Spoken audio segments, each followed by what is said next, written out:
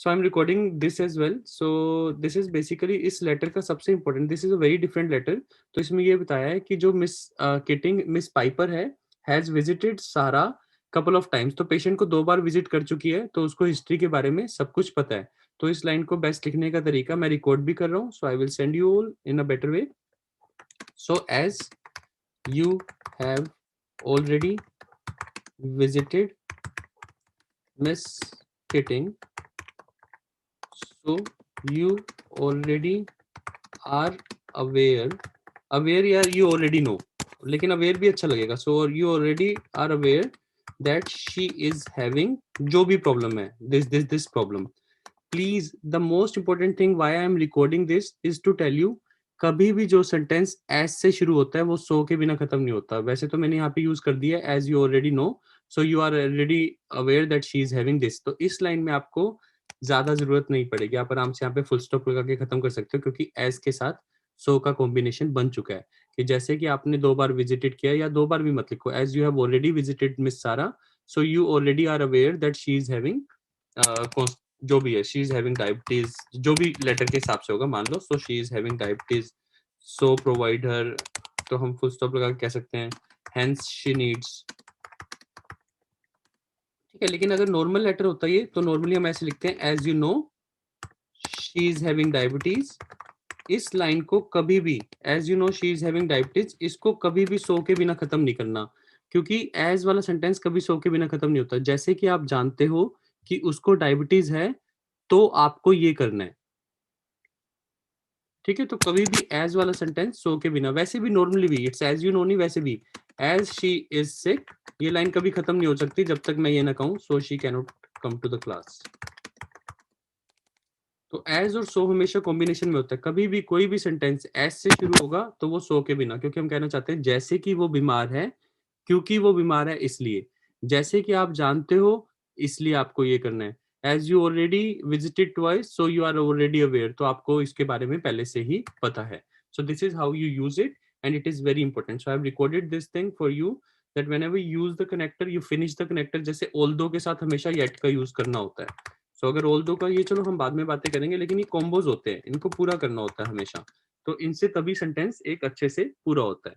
तो इस केस में क्या है, लेटर के केस में, if I go back onto the letter, as we are preparing the answer sample of this letter, so we can come miss Piper को letter लिख रहे हैं जिसने 2 बार विजिट किया है फैमिली हिस्ट्री के लिए. तो इस केस में सोशल हिस्ट्री को या तो लिखना ही नहीं है, और लिखना है तो वो मैंने आपके लिए रिकॉर्ड कर दिया है कि वहां पे एज यू नो लगा के लिखना है.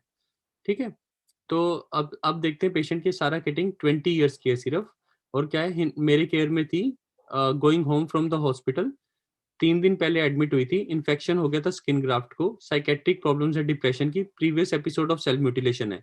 तो कहने को ये टॉपिक इतना अच्छा है, पर ये लेटर कॉम्प्लेक्स कैसे हो गया, क्योंकि इसमें अभी छोटी छोटी बातें बतानी पड़ेंगी. As you already know depression है, म्यूटिलेशन है, प्रीवियस एडमिशन 5th को हुआ था, तो यानी पिछले महीने भी हमारे पास एडमिट हुई थी. तब बंस के साथ राइट फॉरआर्म सस्पेक्टेड सेल्फ हार्म, क्योंकि वो डिप्रेशन और सेल्फ म्यूटिलेशन का केस है, तो उसने पहले भी अपने आप को सेल्फ हार्म किया था पिछले महीने भी. तब हमने उसको 10 दिन के बाद स्किन ग्राफ्ट लगा के, क्योंकि उसकी आर्म जल गई थी, तो हमने स्किन ग्राफ्टिंग की और उसे 10 दिन के बाद डिस्चार्ज कर दिया. अब 10 दिन के बाद यानी 15 तारीख को उसके उसके कुछ 18 डेज के बाद वो दोबारा वापस आ गई है. क्यों, किसके कारण से, क्योंकि इन्फेक्शन हो गया है स्किन ग्राफ्ट में. तो ये लाइन अब सिंपल हमें पेशेंट समझ आ गया क्या है. कि I am writing this letter regarding this patient who underwent skin graft a month ago and has got infection 3 days back. मतलब अगर मेरे को इस लाइन को लिखना हो, मैं आपको लिख के दिखा देता हूँ. I am writing this letter regarding Miss Keating who underwent, simple, skin grafting ऐसे भी लिख सकते हो, a month ago and was admitted 3 days back again for the infection on the same skin graft. मतलब वही स्किन ग्राफ्ट जो हमने लगाया था उस पे इन्फेक्शन हो गई है, that's why she has been admitted. तो आप ऐसे लाइन बना सकते हो, हमेशा लाइन को तोड़ो. I am writing this letter, जो जिसने करवाया स्किन ग्राफ्टिंग, आराम से इसको तोड़ो. वो underwent skin grafting a month अगो, उसने मंथ अगो स्किन ग्राफ्टिंग कराई थी, एंड वाज एडमिटेड अगेन अब दोबारा एडमिट हुई है 3 days बैक, या यहाँ से अगेन हटा दो, and was admitted again 3 days back for the infection on the same skin graft. तो इससे आपकी ये सारा डाटा कवर हो जाएगा। ठीक है, तो इन्फेक्शन के बाद क्या हुआ, हमने ये सब कुछ दे दिया। Treatment now, first paragraph, now treatment has been given. First paragraph में पर्पस लिखना होता है, ये मैं रेणुका मैम को बता रहा हूँ, पर रणविंदर मैम आपकी ओरिएंटेशन लेंगे तो आपको सब कुछ एक्सप्लेन करेंगे, पर फर्स्ट में पर्पस बताना होता है। Now the treatment has been given, पर कंडीशन बेटर हो गई है।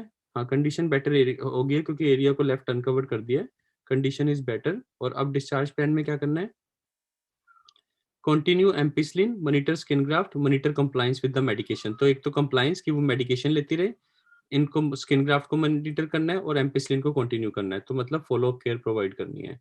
सो ऐसे ही, so now treatment has been given and her condition is better,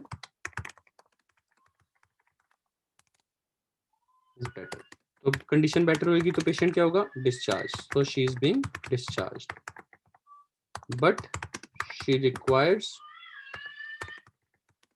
continued, अब दोनों वर्ड्स लिखने हैं, continued care and observation. Hence your expertise कहूँ या ऐसे लिख सकते हैं, चलो कोई बात नहीं, hence your follow up visit is highly required, ऐसे कर सकता हूँ। तो फर्स्ट पैराग्राफ मेरा बन गया कि आपकी विजिट हमें चाहिए, तो प्लीज आ जाइए मैम और इसको ठीक करिए, and her condition has improved. So ये मेरा first, who underwent skin grafting a month ago and was admitted, now treatment has been given, तो but she requires continued, hence your follow up care is highly required. अब इसके साथ ही as you, वो वाली line, already have visited twice, ये same line वहीं से उठा के, already have visited twice, so you are well aware that she, ये वहीं पे लिखेंगे, so you are well aware that she is the case of depression and had self mutilation episodes 2। तो ऐसे चलेगा ये लेटर। ठीक है, सबके लिए प्लीज मैं आपको भी अनम्यूट करूंगा और आपसे पूछूंगा, ये सब मैंने रिकॉर्ड कर दिया है। उसके बाद आपको पता ही है, ये should receiving unemployment benefits, online conflicts with parents, ये थोड़ा बहुत लिखना है तो लिख देना, ये भी उसको पहले से पता है पर कंफ्यूज करेगा। तो simple discharge plan, it would be greatly appreciated if you could continue the ampicillin. Also monitor the skin graft, also graft site and the donor site, both should be monitored for the signs of infection or interference. Apart from this, it is highly important to monitor her compliance with the medication, twice visits to psychologist. As you already know, यहाँ पे भी mix कर सकते हो, as you already know that she is a case of depression and is मतलब depression में रहती है, तो साइकोलॉजिस्ट की जरूरत भी पड़ेगी और मेडिकेशंस को मॉनिटर करना पड़ेगा, क्योंकि वो self episode of self mutilation या सेल्फ हार्म अपने आप को करती है। So I've recorded everything, so I will take your queries as well. So if you have any doubt, of course you can ask me please, and I'm going to record the queries as well today कि हम doubts कैसे लेते हैं, क्योंकि आज का letter हमने छोटा सा record किया है। So I will take your doubts, so if you have any doubts you can ask me. So I'm unmuting you guys, you can ask me anything. Yes please, इस letter से regarding कोई भी doubt. So again, to make it finalize, first paragraph purpose, second paragraph social history and medical history, इस case में as you no करके, लेकिन as you no कभी सो के बिना खत्म नहीं होगा, मोस्ट इंपॉर्टेंट बात। Then third paragraph, during hospitalisation हमने क्या क्या किया, ये सब पास्ट में हमने ये किया ये किया ये किया।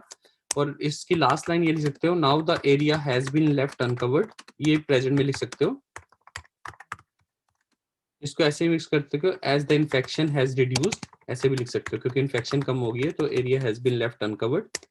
फिर last paragraph, it would be greatly appreciated, that is discharge plan. So now if you have any questions you can ask me please of this simple letter.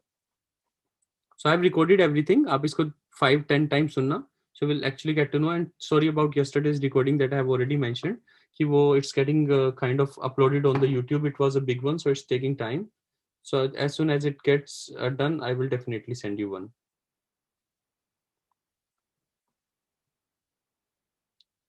Any other questions please, any questions that you would like to take?